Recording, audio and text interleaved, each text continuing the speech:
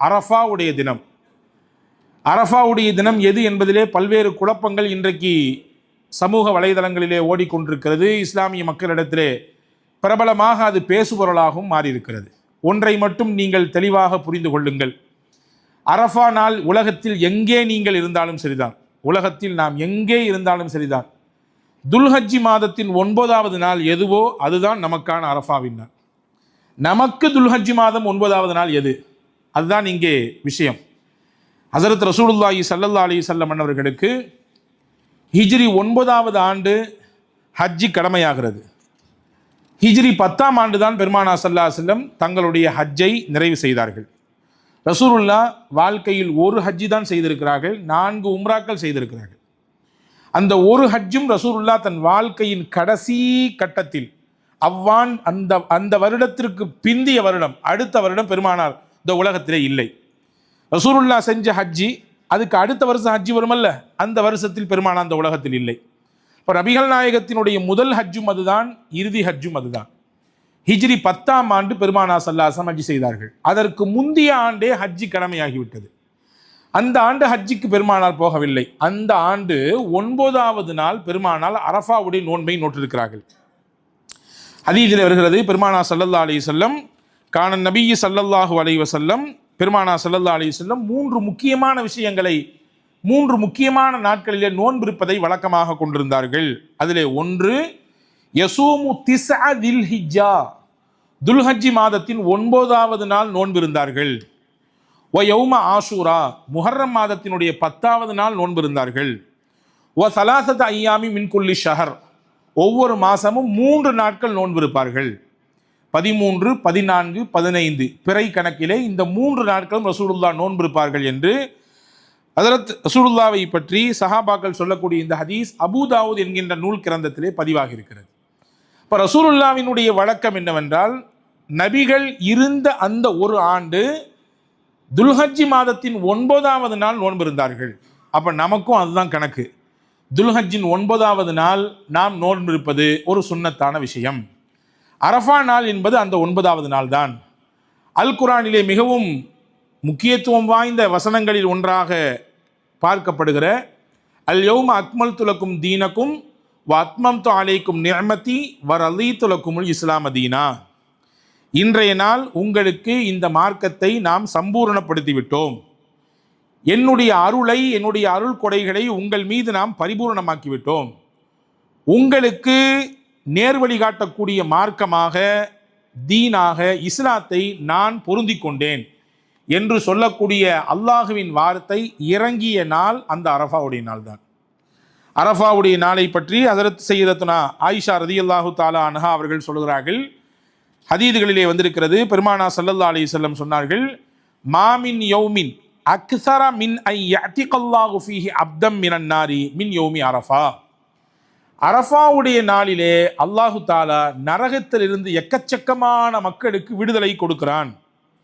அது மட்டுமல்ல, அந்த அரஃபாவுடைய நாளிலே அல்லாஹ் மலக்குகளை தன்னோடு நெருக்கி கொண்டு அவர்களிடத்திலே மனிதர்களை பற்றி, அந்த அரஃபா நாளிலே செய்யப்படக்கூடிய நல்லமல் செய்யக்கூடிய அந்த மனிதர்களை பற்றி பெருமையோடு பேசுகிறான் என்று நபிகள் நாயகம் ஸல்லல்லாஹு அலைஹி வஸல்லம் சொல்லி தந்த ஹதீதை நாம் பார்க்கிறோம் ஹஸரத் ஆயிஷா ரலியல்லாஹு தஆலா அன்ஹா அவர்கள் வாயிலாக. இப்போ அல்லாவிற்கு மிகவும் பிடித்தமான நாளாக துல்ஹஜ்ஜி மாதத்தினுடைய 9வது நாள் அரஃபாவுடைய தினம் இருக்கிறது. எனவேதான் எந்த நாள் துவா செய்தாலும் அல்லாஹ் ஏற்றுக்கொள்வான்.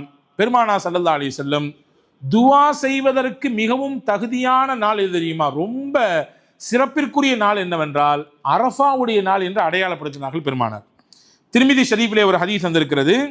நபிகள் நாயகம் ஸல்லல்லாஹு அலைஹி வஸல்லம் சொன்னார்கள், ஹைரு துஆஇ துஆஉ யௌமி அரஃபா, துஆக்களிலேயே சிறந்த நாள், துஆ செய்வதற்கு மிகவும் தகுதிமிக்க நாள், மிகவும் சரியான நாளாக நான் எதை கருதுகிறேன் என்றால் அரஃபாவுடைய நாளை கருதுகிறேன். அரஃபாவுடைய நாளில் கேட்கக்கூடிய துஆவுக்கு அல்லாஹ்விடத்தில் மிகுந்த வலிமை இருக்கிறது, அல்லாஹ் அதை ஏற்றுக்கொள்வதற்கு மிக நெருங்கி வந்திருக்கிறான் என்று சொல்லிட்டு, நானும் எனக்கு முன்னால் இருந்த நபிமார்களும் ஓதிய துஆக்களிலேயே சிறந்த துஆ என்று ரசூலுல்லாஹி ஸல்லல்லாஹு அலைஹி வஸல்லம் லா இலாஹ இல்லல்லாஹு வஹ்தஹு லா ஷரீக லஹு லஹுல் முல்கு வ லஹுல் ஹம்த் யுஹ்யி வ யுமீத் வ ஹுவ அலா குல்லி ஷைஇன் கதீர், இந்த துஆவை அதிகம் அதிகம் அரஃபாவுடைய நாளிலே ஓதிக்கொள்ளுங்கள் என்பதை பெருமானார் ஸல்லல்லாஹு அலைஹி வஸல்லம் அவர்கள் நமக்கு சொல்லித் தருகிறார்கள். இந்த ஹதீஸிலிருந்து நாம் தெரிய வேண்டிய விஷயம், அரஃபாவுடைய நாள் என்பது அல்லாஹ்விடத்தில் எவ்வளவு மேன்மையானது என்றால், அடியார்கள் கேட்கக்கூடிய துவாவுக்கெல்லாம் பதில் கொடுக்கக்கூடிய நாளாக அந்த அரஃபா நாள் இருக்கிறது. காரணம் என்னவென்றால், அரஃபாவுடைய நாளிலே ஷைத்தானுக்கு மிகப்பெரிய கேவலம் ஏற்படுகிறது, அவமானம் ஏற்படுகிறது, தலைக்குனிவு ஏற்படுகிறது. ஷைத்தான் ஏன் தலை குனிந்து போகிறான்? எதற்கு அந்த அவமானத்தை ஷைத்தான் சந்திக்கிறான்? 2 விஷயத்தை அந்த அரஃபா நாளிலே அவன் பார்க்கிறான். அரஃபாவுடைய நாளை 10ஓடு 11 அத்தோடு இது ஒன்று என்று கடந்து விடக்கூடாது. ஷைத்தானை அவமானப்படுத்தக்கூடிய நாளாக அரஃபா இருக்கிறது. ஷைத்தானுக்கு தலை குனிவையும் மிகப்பெரிய மன உளைச்சலையும் தரக்கூடிய நாளாக அரஃபாவுடைய நாள் இருக்கிறது. ஏன்னா 2 விஷயத்தை ஷைத்தான் பார்க்கிறான்.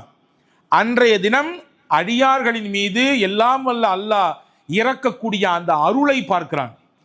எவ்வளவு அருளை இறக்குகிறான் இறைவன் இந்த நாளிலே. இதை கண்டு அவன் மனம் வெம்புகிறது, ஒரு விதமான நெருக்கடிக்கு அவன் உள்ளாகிறான். 2வது, அன்றைய நாள் அந்த குறிப்பிட்ட அரஃபாவுடைய நாளிலே அடியார்களினுடைய பாவங்களை எல்லாம் அல்லாஹ் மன்னிக்க தயாராகிவிட்டான். அவர்கள் கேட்கக்கூடிய பாவ மன்னிப்புக்கு அல்லாஹ் செவி சாய்க்கிறான். இத்தனை நாட்கள் செய்த பாவங்களுக்கெல்லாம் மன்னிப்பை அவன் தயாராக தர இருக்கிறான். இந்த 2ஐயும் பார்த்து தலையிலே மண்ணை அள்ளி போட்டுக்கொண்டு தலைதறிக்க அவமானத்தோடு ஓடுகிறான் என்று நபிகள் நாயகம் ஸல்லல்லாஹு அலைஹி வஸல்லம் சொன்ன ஹதீஸை ஹஜ்ரத் தல்ஹத் இப்னு உபைதுல்லாஹ் ரலியல்லாஹு அன்ஹு அவர்கள் அறிவிக்கிறார்கள். இந்த மாதிரியான அவமானத்தை, இந்த மாதிரியான தலைக்குனிவை ஷைத்தான் வருடத்தில் ஒரு நாள் சந்திக்கிறான். அதுதான் அரஃபாவுடைய நாள். அதற்கு முன்னால் அவன் சந்தித்த அவமானம் எது என்றால், பத்ருடைய யுத்த களத்திலே அவன் பார்த்தான். பத்ர் யுத்த களத்திலே ஜிப்ரீலை கொண்டு, மலக்குமார்களை கொண்டு அல்லாஹ் முஸ்லிம்களுக்கு உதவி செய்தான். பெருங்கொண்ட கூட்டத்தை, சிறிய படையை வைத்து அல்லாஹ் தோற்கடித்தான். அல்லாஹுவின் உதவி மலக்குமார்களின் வழியாக கிடைத்தது.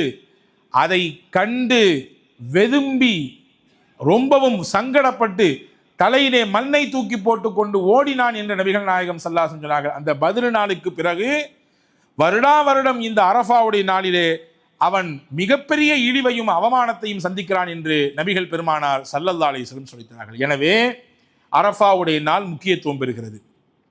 ஷைத்தானுக்கு அவமானத்தை தரக்கூடிய நாள், ஷைத்தானுக்கு தலைக்குனிவை ஏற்படுத்தக்கூடிய நாள், அல்லாஹ் தன்னுடைய அருள் மலையை கொட்டக்கூடிய நாள், அல்லாஹ் அடியார்கள் செய்த பாவங்களுக்கெல்லாம் மன்னிப்பை பொதுவாக தரக்கூடிய நாள். நபிகள் பெருமானார் ஸல்லல்லாஹு அலைஹி வஸல்லம் இதையெல்லாம் கருத்தில் கொண்டுதான் அரஃபாவுடைய நாளிலே நோன்பிருங்கள் என்று கற்றுத்தந்தார்கள். அரஃபாவுடைய நாளிலே நோன்பிருங்கள். ஹஜ்ஜிக்கு சென்ற ஹாஜிகள் நோன்பிருக்க வேண்டாம். ஹஜ்ஜிக்கு செல்லாமல் ஊரிலே இருக்கக்கூடியவர்கள், ஹஜ்ஜிக்கு செல்லாமல் ஊரிலே நாடுகளிலே வசிக்கக்கூடியவர்கள் அரஃபாவுடைய நாளை நீங்கள் தவற விட்டு விடாதீர்கள், நோன்பிருங்கள் என்றார்கள். சஹாபாக்கள் போய் கேட்கிறாங்க. முஸ்லிம் ஷரீஃபிலே இந்த ஹதீஸ் வருகிறது. சுஇல ரசூலுல்லாஹி ஸல்லல்லாஹு அலைஹி வஸல்லம் அன் ஸௌமி யௌமி அரஃபத. அரஃபாவுடைய நோன்பை பற்றி ரசூலுல்லாஹ்விடத்திலே கேட்கப்பட்டது. ரசூலுல்லாஹ் சொன்னார்கள், யுகஃபிரு ஸனத்தல் மாதியா வஸ் ஸனத்தல் காபிலா. ஈராண்டுகளுக்கான மன்னிப்பை அந்த ஒரு நோன்பு பெற்றுத்தரும். கடந்துவிட்ட ஒரு வருடம், பின்னால் வரக்கூடிய ஒரு வருடம், இந்த வருடங்களிலே நடைபெறுகிற பாவங்களுக்கான மன்னிப்பாக, பிராய்ச்சித்தமாக அல்லாஹ் இந்த அரஃபாவுடைய நோன்பை வைத்திருக்கிறான் என்று நபிகள் பெருமானார் ஸல்லல்லாஹு அலைஹி வஸல்லம் அவர்கள் நமக்கு கற்றுத்தருகிறார்கள். ஆக முதல் விஷயமாக உங்கள் கவனத்திலே நான் வைப்பது, அரஃபாவுடைய நோன்பை குடும்பத்துடன் நோக்க வேண்டும். அரஃபாவுடைய நாளிலே போதிய அளவுக்கு அல்லாஹ்விடத்திலே பாவ மன்னிப்பு தேட வேண்டும். அரஃபாவுடைய நாளிலே அல்லாஹ்விடத்தில் கண்ணீர் விட்டு தௌபா செய்ய வேண்டும். அரஃபாவுடைய நாளிலே அல்லாஹுவின் சன்னிதானத்திலே அதிகமாக துவா செய்ய வேண்டும். அரஃபாவுடைய நாளிலே எந்த நல்ல காரியங்களை உங்களால் அதிகப்படுத்த முடியுமோ, இதை என்னால் அதிகரித்து செய்ய முடியும், என்னால் குர்ஆனை அதிகம் ஓத முடியும், என்னால் திக்ர் அதிகம் செய்ய முடியும், என்னால் இந்த நாளிலே பிரத்யேகமாக யாருக்காவது உதவி செய்ய முடியும், யாருக்காவது தான தர்மங்கள் செய்ய முடியும் என்றிருந்தால் கூடுதலாக அந்த அமலை செய்துவிட்டு எல்லாம் வல்ல அல்லாஹ்விடத்திலே அந்த அரஃபாவுடைய நாளினுடைய இறுதி கட்டமாக இருக்கிற நோன்பு திறக்கிற நேரத்திலே முக்கியமாக அல்லாஹ்விடத்திலே துவா செய்ய நாம் கடமைப்பட்டிருக்கிறோம். எனவே அரஃபாவுடைய நோன்பு என்பது மகத்தானது. வருடத்தில் ஒரு நாள் கிடைத்தாலும் ஈராண்டுகளுக்கான பாவ மன்னிப்பை பெற்று தருகிற ஒரு மகத்தான நாளாக அந்த அரஃபாவுடைய நாள் இருக்கிறது. எனவேதான் நபிகள் பெருமானார் ஸல்லல்லாஹு அலைஹி வஸல்லம் சொன்னார்கள், ஹஜ் என்றால் என்ன? அரஃபாவில் தங்குவதுதான் ஹஜ் என்றார்கள். ஹாஜிகளுக்கு ஹஜ் என்றால் என்ன? 40 நாள் அங்கே இருக்கிறார்களே, 38 நாட்கள் இருக்கிறார்களே, 45 நாட்கள் இருக்கிறார்களே, அதுவெல்லாம் ஹஜ்ஜினுடைய கால அளவு அல்ல. ஹஜ்ஜின் காலம் என்பது அந்த குறிப்பிட்ட 5 நாட்கள் தான். 8வது பிறையிலிருந்து துவங்கி 12வது பிறை வரை, தேவைப்பட்டால் 13வது பிறை. துல்ஹஜ் மாதத்தினுடைய 8வது பிறையில் துவங்கி 12வது நாளினுடைய அசரோடு அல்லது 13வது நாளுடைய அசரோடு முடிந்து விடுகிறது. அதுதான் ஹஜ்ஜுடைய நாள். அந்த 5 நாட்களிலும் ரொம்பவும் முக்கியத்துவம் வாய்ந்த நாள் எதுவென்றால் அரஃபாவுடைய நாள், 9வது பிறை. அந்த 9வது பிறையில் தான் ஒட்டு மொத்த ஹாஜிகளும் அந்த அரஃபா மைதானத்திலே தங்குவார்கள், இறங்குவார்கள். அந்த நாளில் தான் நபிகள் பெருமானா சொன்ன ஒரு ஹதீதை உங்களுக்கு நினைவுபடுத்துகிறேன். யார் ஒருவர் பாவம் இல்லாமல் நன்மையை நாடி ஹஜ்ஜை செய்துவிட்டு வந்தாரோ, ரஜஅக யௌமின் வலதத்துஹு உம்முஹு, அன்று பிறந்த பாலகனாக தாயகம் திரும்புகிறார் அப்படின்னு ரசூலுல்லாஹ் சொன்னாங்கல்ல. அந்த அன்று பிறந்த பாலகனாக மாற்றக்கூடிய இடம் அரஃபா தான். அந்த நாளில் தான் அல்லாஹு தாலா அங்கே வந்திருக்கக்கூடிய ஒட்டுமொத்த ஹாஜிகளுடைய பாவத்தை மன்னிப்பான். இமாம் கஸ்ஸாலி ரஹ்மத்துல்லாஹி எழுதுறாங்க, அந்த அரஃபாவுடைய நாளில் ஒருத்தர் நினைக்கிறாரு, அரஃபாவில் போய் உட்கார்ந்துட்டு நான் எம்புட்டு பாவம் பண்ணியிருக்கேன் தெரியுமா, நான் எவ்வளவு தப்பு பண்ணியிருக்கேன் தெரியுமா, எவ்வளவு மோசடி என்னுடைய வாழ்க்கையில் நடந்து போச்சு தெரியுங்களா, என்னையெல்லாம் அல்லாஹ் மன்னிப்பானா அப்படின்னு ஒரு கேள்விக்கணையோடு அரஃபாவிலே இருந்தால் அவரை விட பெரிய பாவி வேற யாரும் இல்லை. அவ பாவம் பண்ணது பெருசு இல்லைங்க, என் பாவத்தை அல்லாஹ் மன்னிப்பானா அந்த இடத்துல அப்படின்னு நினைச்சாருன்னா, அருமை ஹஜ்ரத் இமாம் கஸ்ஸாலி சொல்கிறார்கள், அவரை விட பெரிய பாவி யாரும் இல்லை. காரணம், ஒட்டுமொத்தமாக ஹோல்சலாக மன்னிப்பை தருகிற இடம் அது. அரஃபா மைதானம் என்பது ஒட்டுமொத்தமாக எல்லாருக்கும் பாவ மன்னிப்பை வழங்கக்கூடிய இடம் அது. இந்த இடத்துல வந்து உட்கார்ந்து என் பாவத்தை அல்லாஹ் மன்னிப்பானா, நான் அவ்வளோ காலம் செஞ்சிருக்கேனே, இவ்வளோ அதிகமாக செஞ்சிருக்கேனே என்று நினைப்பதே தவறு.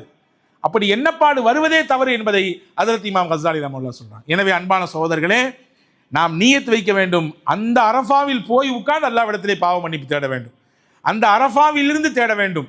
அல்லாஹ் அதற்கு அடுத்தடுத்த ஆண்டுகளில் நமக்கு தௌஃபீக் செய்வான்.